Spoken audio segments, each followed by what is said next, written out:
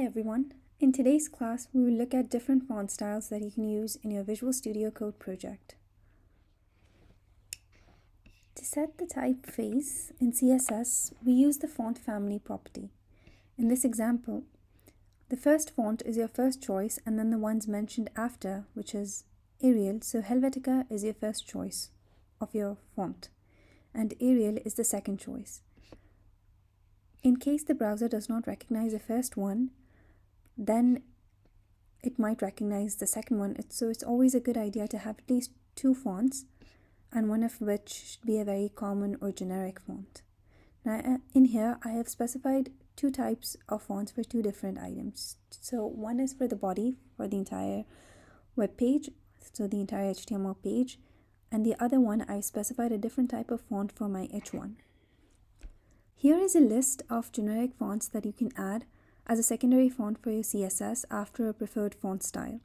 So Arial, Times New Roman, Serif, Sans Serif, Cursive, Fantasy, and Monospace are quite common fonts which most browsers recognize. So these are safe play. So I recommend that if you use any type of a new font, then it's always a good idea to have this as your secondary font. This is what we'll be using to specify different types of web fonts for our HTML and all the other pages. So this is fonts.google.com. With web fonts, you need not download any font and add to your folder. Instead, you just link it to the web so that the browser can use that font directly from the web. We will be using Google Fonts for this purpose. It's a free font service for websites. So now let's take a look at how to add a font face to your project. We will be using Google Fonts for our project. Just type Google Fonts, fonts.google.com in your browser, and this is what you'll be seeing when you type that.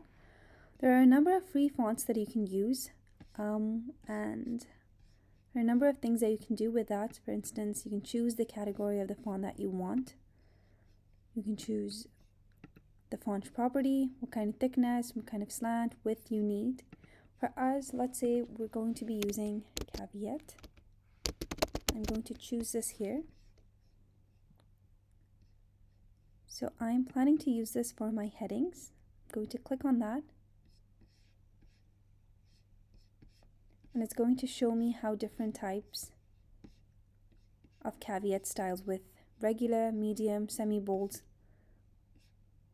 different types of thickness, how the font would look like. I think I'm going to go with medium 500, and so I'll add it to my list. Just click on this plus button and then click on this tab here to populate the number of fonts that you've selected. Right now I've selected two, regular and medium. So you can either remove the font that you don't want or add it back to the list. Another font that I've already selected is Montserrat for my normal text for the body. So it's either regular or semi-bold. You can add more styles. For now, I'm just going to use regular and I'm going to remove my semi-bold. So I have two styles at the moment, Caveat for my headings and Montserrat for my regular text, the body. This is what you're going to look at, the font family. And this is the link that you'll be using to get both onto your web page. Remember that you can add as many styles as you like, more than medium, semi-bold, bold, more than one Montserrat or more than one Caveat. But if you keep increasing the number of fonts that you choose and add it to this link here, the web page is going to take longer to load. That's why it's better to have 3 or 4 to the max number of styles that you want to import and keep them limited so that the web page takes less time to load. At this moment, I've chosen a combination of Caveat and Montserrat. If you don't want to use this, you can always go back and choose a different set of fonts. Go ahead and search, for instance, pair Caveat with Roboto or any other font style that you like. For this project right now, I'm going to be using Caveat and Montserrat to go with our project. Click on this link sheet here. You can always close this and reopen it here by clicking View Selected Families. Here is the link. Copy it, and we're going to paste it into our Visual Studio Code. If you happen to choose another style, always reload it, and there will be another link here. And copy that link and then add it to your Visual Studio Code. We're going to populate this in the head section before our CSS file so that the font file can load before our CSS file. So now once again, let's copy this link here. Go to our Visual Studio Code in the style file and in the index file, and load this within the head document. So here is my CSS file. So just before that, I'm going to type my font style.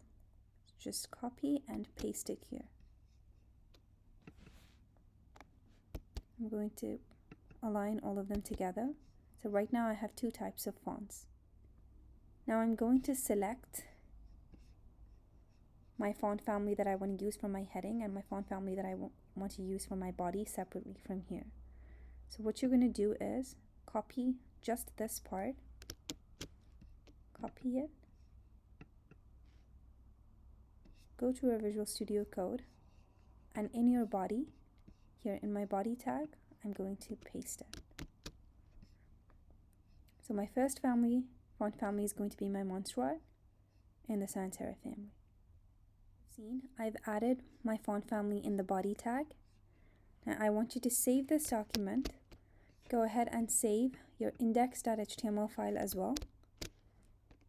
And then go back to your web page, reload it. This is my web page right now. Once I reload it, there, the font's changed.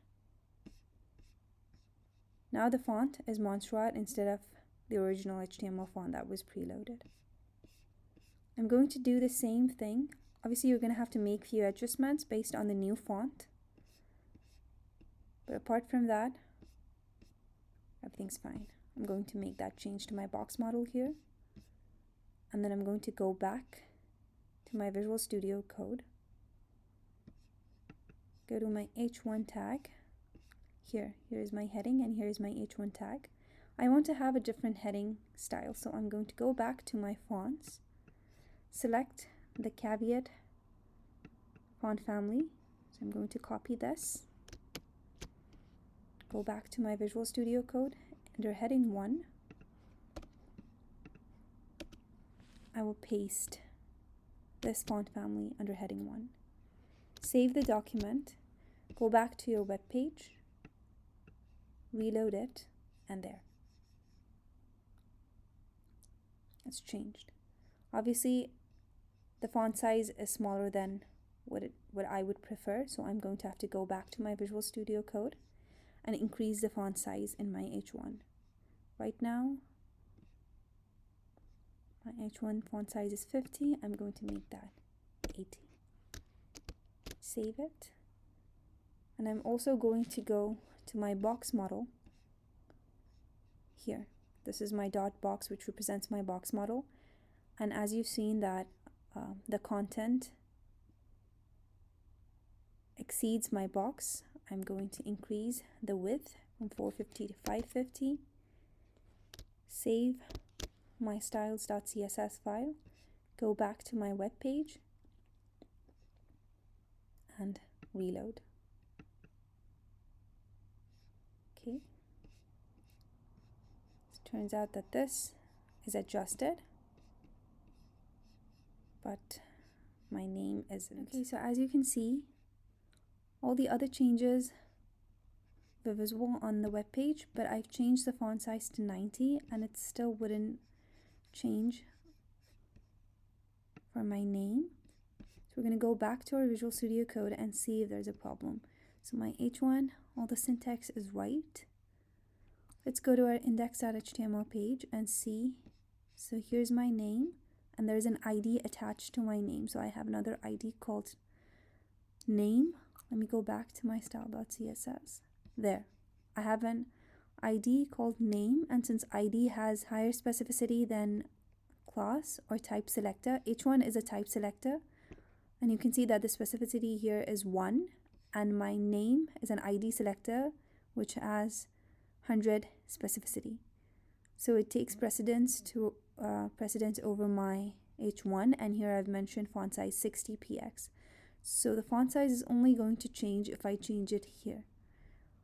So we don't need the font size here because any change that I make here is going to be the same for the logo, although I do have another class here. So I'm going to remove my font size from here, and I'm going to change it here from 60. I'm going to make that 80. Let's go save this file, go back to the web page and refresh. There, now you can see that the font size has increased. Now I don't want this box model around my logo and around my name, so I'm going to go back to my web page. I'm going to remove from my H1, I'm going to remove 1px solid black border. Save the file, go back to your web page. One second, before I do that, I want to remove the height as well. I don't want to give it 100 height. So I'm going to make these two changes, save the file, go back to my web page and reload. There, this looks much better. Now I think I want to add the same style to my H2. So again, I'm going to go back to my Visual Studio Code, copy the font family from H1 and add it to my H2. Save the file, refresh your web page. There. So it's here, here. All my H2s are now caveat. The same problem here, the font size is smaller, so go back to your Visual Studio Code in your CSS file. Look for H2 from font size 30, make this 50, save the file, and see if this is doable for you. Yes, this font size works. Now that we've used fonts.google.com to add 2 different kinds of fonts to our web page, let's go ahead and see what other properties we can add to this font. Okay, so we can add these font properties: style, weight, font size, line height, font family. We've already chosen the font family. We've already discussed text align in our previous lessons. So let's go ahead and see if we can do these. Okay, I want you to open your CodePen for this purpose. This is my CodePen. It's called Typography. I've just added one heading, which is called heading 1, and then there's a paragraph. So for my paragraph, I've just written this is a paragraph and then copy pasted the same line a couple of times just so that I can have over 2 to 3 lines on my web page. Right now, I've chosen H1 as my type selector, and I've inputted these properties, and I haven't added any value. So for instance, I want my H1 font size to be 50px. For this purpose, for this class, we're only going to be pixels. There are a couple of other ways to mention font size, which is M, Rem, etc., but that would get too complicated. So in this class, we'll only be using px. For now, I've mentioned that my font size for my H1 is 50px. My font family, I want it to be Arial. My text decoration, I want it to have an underline.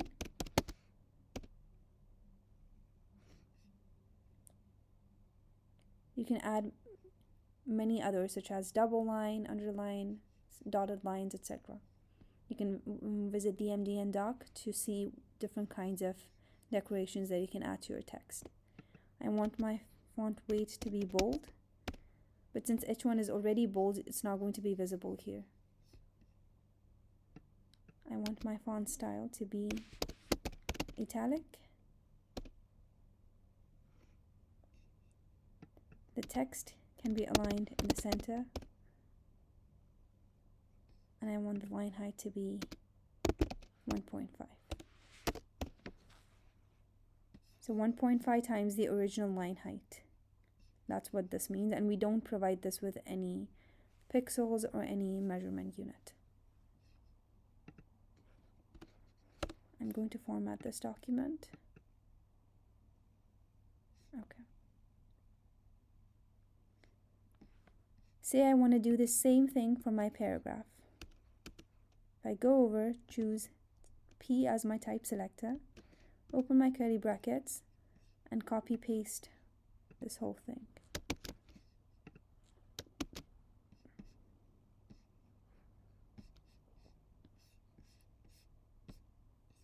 Now let's make some changes. Instead of 50, I want this to be 18. I don't mind keeping it Arial, but my text decoration, I want none. So there, nothing. You can see that the font weight is applied to my paragraph here, since originally it's not bold. So when I mention font weight as bold, then you can see it in the paragraph but not in my heading. Okay, sorry, so my page froze, so I had to reload it in another CodePen here. We were talking about text decoration. I removed the text decoration from my paragraph, but my font weight, I don't want it to be bold. Let's switch it to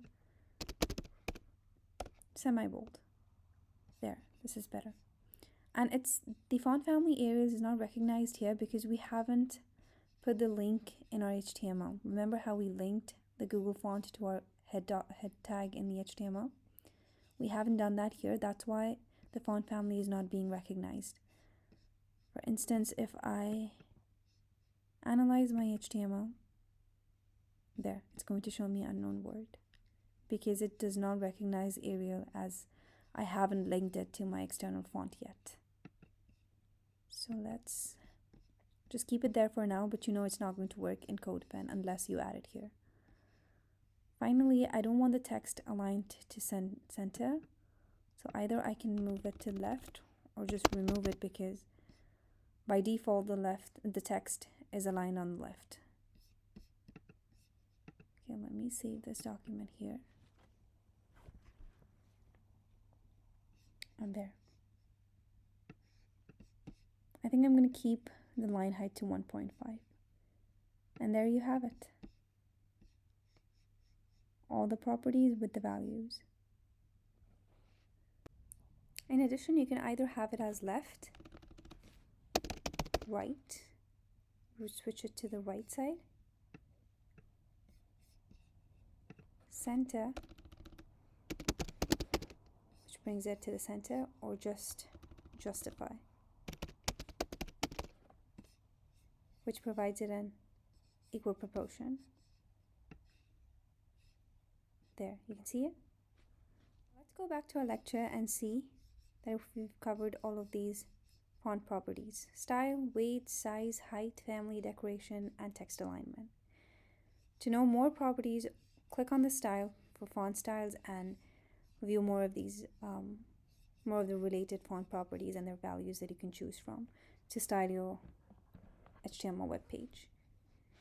Okay, now I want to discuss the box style, the box model. So in our previous lecture, in the previous recording, we spoke about the box model. I just want to give you a few other ways of styling using the box model. So open your CodePen. Here I have my box model and I have written some HTML, some preloaded HTML. So I have a heading 1, heading 2 in the same heading 1 tag. Then I have 2 quotes, and then a heading 2 which says heading 2 and a heading 3 which says heading 3. So I'm just going to change this 1 to 1.8 for instance. Make that change. Okay. See here, this heading 1, heading 2, and heading 3 are block level elements, and Q is an inline element. So let's see how we can use the box model to style these. I have some pre-written H1.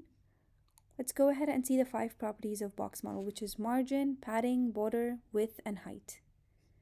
Okay, so I'm going to uncomment the margin.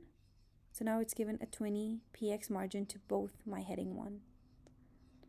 And then I'm going to add a padding of 25 px. There. And you can see how they've loaded.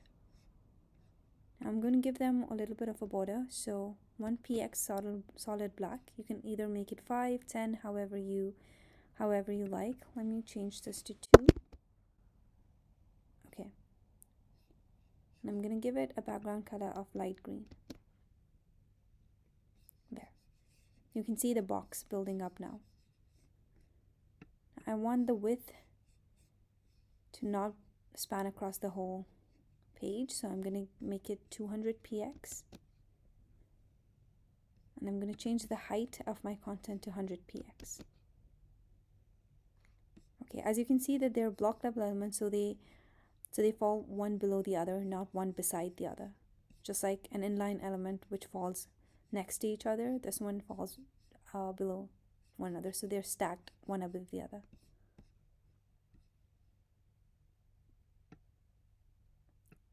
There's one thing that we can do if we want them to stack next to each other.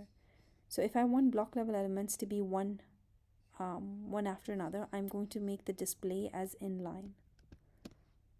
So if I switch the display as inline, they're going to be one after the other instead of stacking one top of the other. So as you can see, the formatting doesn't quite look good here.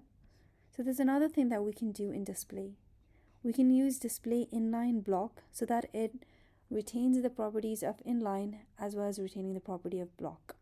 So if I uncomment this, you can see that there is enough spacing next to each other, just like how it is in a block level element, but they're stacked one after another on the same line, just like how it happens in an inline element.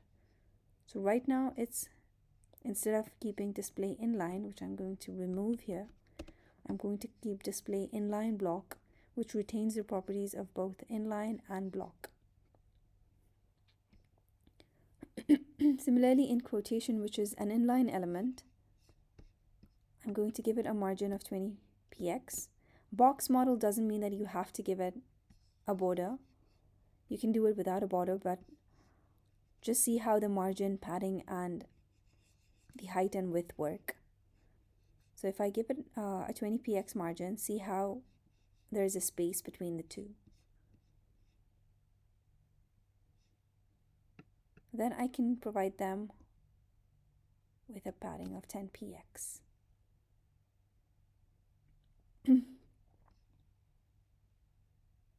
A border of 1 px solid black. Since it's an inline element, half of my box is here and the other half is here. Sorry, not half, well, but a bit of my box is here still. If I make this shorter, then the half remains here. I don't want this to be like this. I want it to be like a block level element that if the size of my page is switched to larger or smaller, then it adjusts accordingly. So I'm going to change the display to inline block. Let's say if I change the display to block, then they're stacked one below the other, taking the entire space of my page. But if I make the display as inline block, there, this is how I want it to be. If my page size changes, they stack one below the other.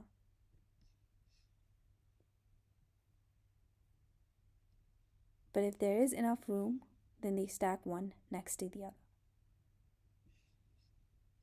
Okay? I'm going to give it the same background color as light green. Okay, let's go ahead and look at H2. So if I provide the H2 as a 30 px padding, make the background as gray, so this is going to take the whole space. The color of my font as white, and I'm seeing that there is not enough space at the top, so I'm going to give it some margin. So top margin of 50 px before my content begins. So the margin is here. I'm going to give it a bottom margin of 50 px, and I want this to begin. So as you can see, if I give this margin left as minus 10 px, it's going to span all across my page instead of leaving that little space before my page. So if I remove minus 10 px, you can see that there's a gap. But if I want this to span all across my page, I'm going to remove that 10. I'm going to remove that 10px space here. And for that, I'm going to give margin left as minus 10px, a negative value.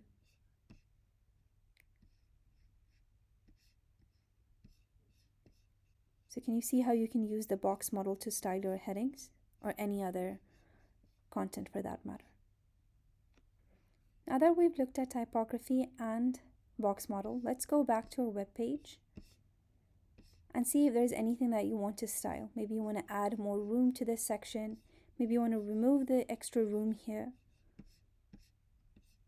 We want to add more margin on these sides so that this content is squished just at the center.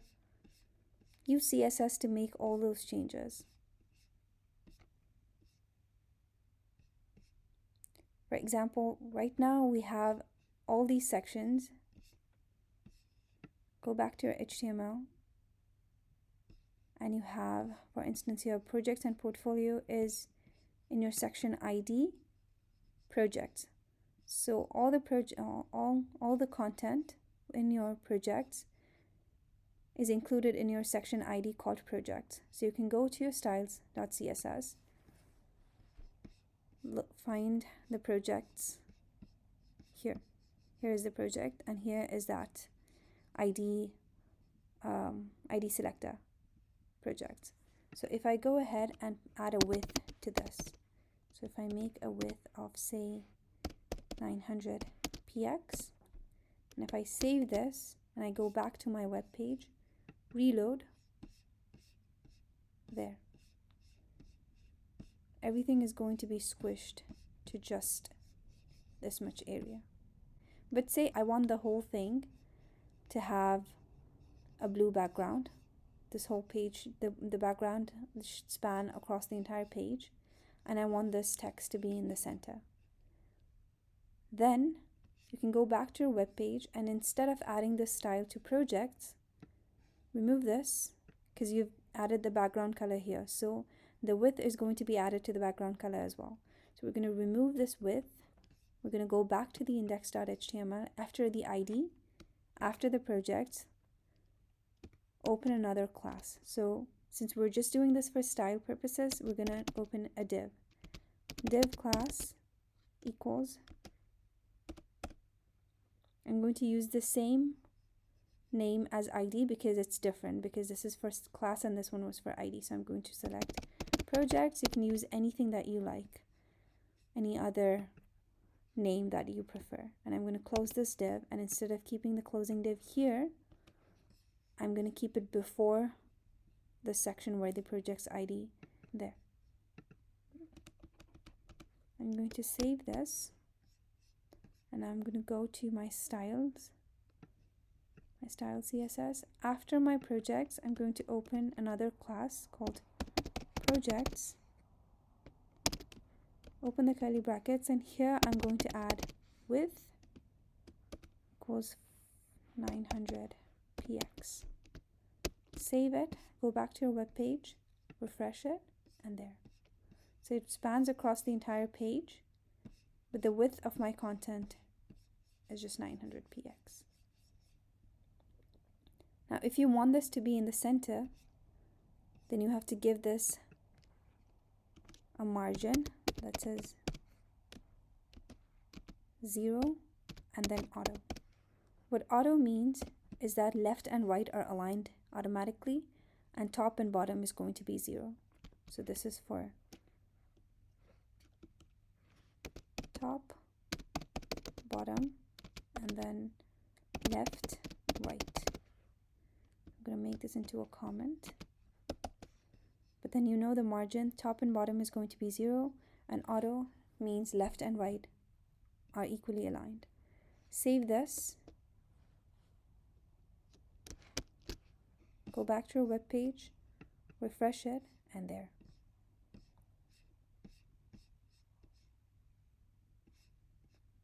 You can do this for all your sections if you like.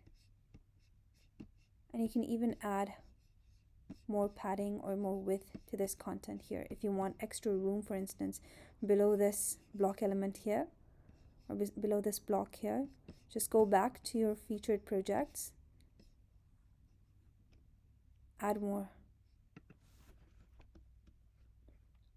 padding to this region. So for instance, add padding 30px. Save it, go back, and there. Now you have more room. Okay, you can do this with all your sections if you want them to not stick to the very beginning of the page. You can also do this for navigation, give it more room, top and bottom. Okay, now finally, take a look at our assignment 2, which is the next assignment that you'll be working on. That is adding CSS to your existing HTML page. You can either use your HTML page that you've created in your assignment 1, or you can create a new one. It's up to you. But I would suggest use the same one because it's already done. So you can just add CSS to that same web page. Here's a task. Use the same HTML document.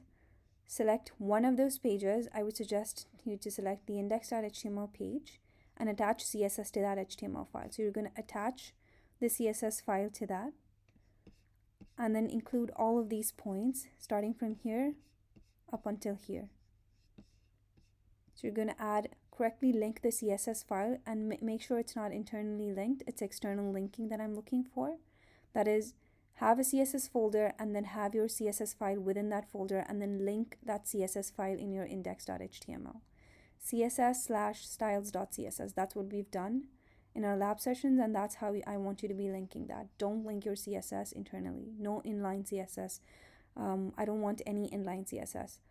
I've seen some of you do that in your assignment 1, so please make sure you don't do this for this assignment. I want all of them to be externally linked. And then proper use of CSS syntax, that is the opening and closing brackets, the semicolon, colon, how you'll be doing the pseudo class selectors, that is proper use of CSS syntax. Then use colors and font sizes to highlight different parts of your page. Make sure you do that. Provide different font sizes for different headings, different colors for different headings. Make sure that your page looks nice.